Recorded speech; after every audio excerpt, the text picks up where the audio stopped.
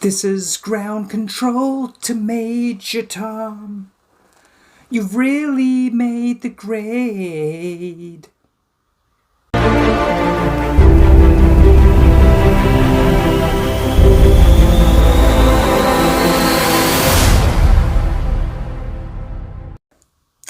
Hello, and welcome to another episode of Drew's Book Reviews. Today we've got a book review for you. We are talking about Chris Hadfield's An Astronaut's Guide to Life. But before we get into the book review, make sure you hit that like button, comment, subscribe if you haven't already. Also, check out the links down below. You can check out the link to my Discord as well as my Bookstagram, and my Patreon will be linked below as well.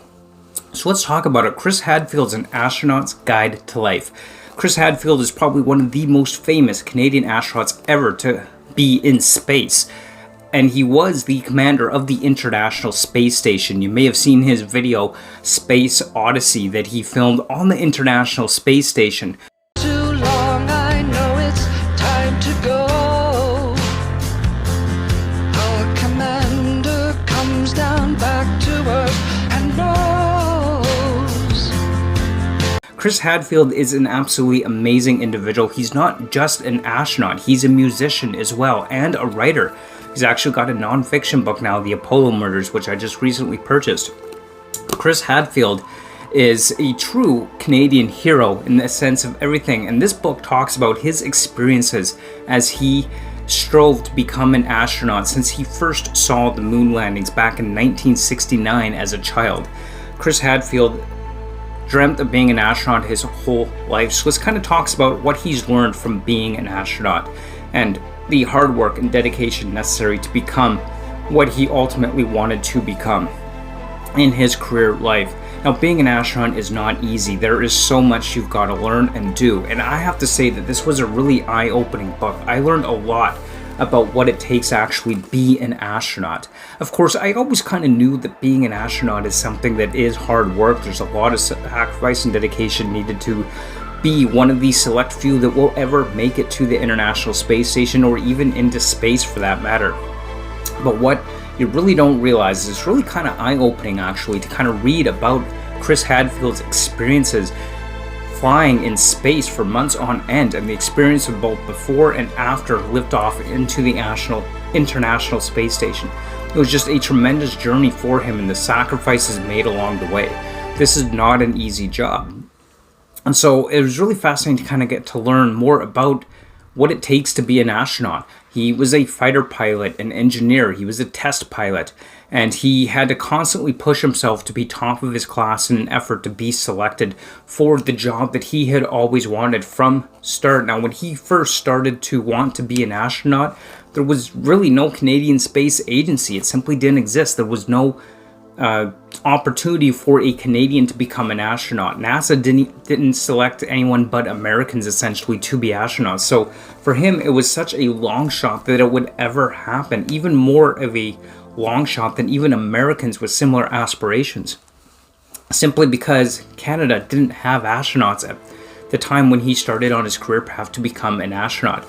But of course, eventually Canada started recruiting astronauts for the Canadian Space Agency, which then led to him having the opportunity to go into space.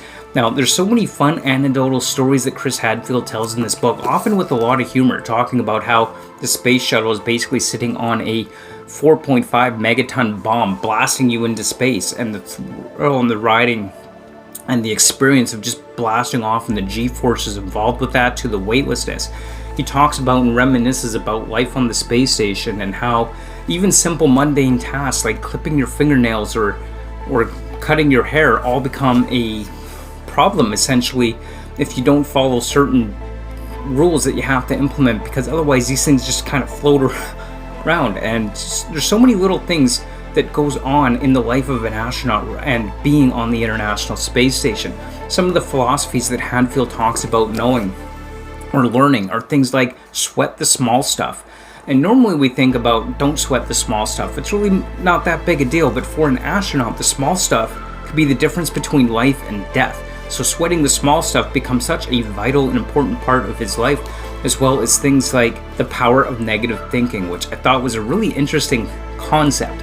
that Hadfield laid out in this book. Because normally we think about, oh, you got to think positive, the power of positive thinking. That's where we want to go. That's what we're aiming for.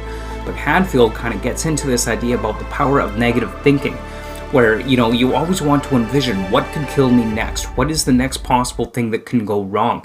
And if you are prepared for every conceivable eventuality, then you'll be prepared to survive and you'll be prepared to succeed in the end, even if the chances of those eventualities ever happening are virtually nil. Now, of course, with the training here on Earth, it's very difficult to simulate a zero-G environment for actual zero-G experiences. So much of that training that he learned on Earth, he found didn't actually work once he was in the real-world environment of space, and they had to kind of figure out how to get it working and make it right. One experiences that he talked about was going blind in space. So he was on a spacewalk and he basically went blind while on a spacewalk. Now, of course, this is a very dangerous situation. He's already outside of the International Space Station in his pressure suit, floating around up there, and he's losing his ability to see what he's doing.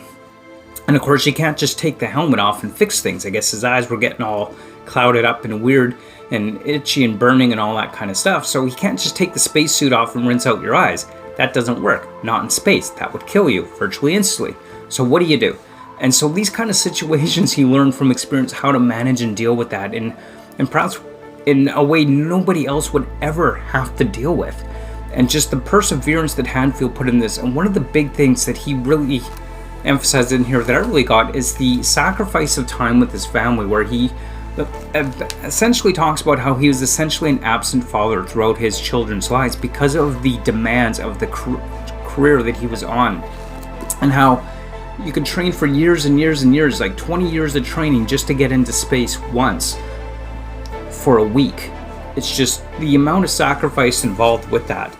And I just love how it really provides a much better insight into what is necessary to achieve the goals that we want to achieve within our lives, and how his experience of being training all the time and how it was so humbling for him, so that he could accept when he wasn't the one in space and he could accept when the roles were reversed. So his experience at the Jet Propulsion Laboratory and the flight centers around the world, where he had an opportunity to help those who were in space after him or even before him. So he's played both roles, and he understands what it is to be up there, and he understands what it is to be on the ground.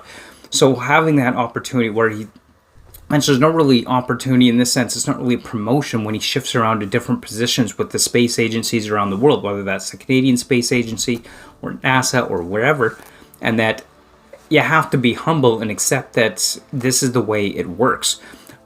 So overall, this was just a fantastic and insightful read, and I absolutely loved every aspect of this book and the advice and experiences that he had, and the guide to life, as mentioned, his way of viewing life and overcoming the obstacles before him. And there were a lot, from medical obstacles to all kinds of medical obstacles, troubles and trials that he faced while in orbit on the International Space Station that there was no training scenarios for, because things happen that you just don't anticipate, and just everything about how he views life now as a result of his experiences in this career is just phenomenally well done book. I loved every aspect of it.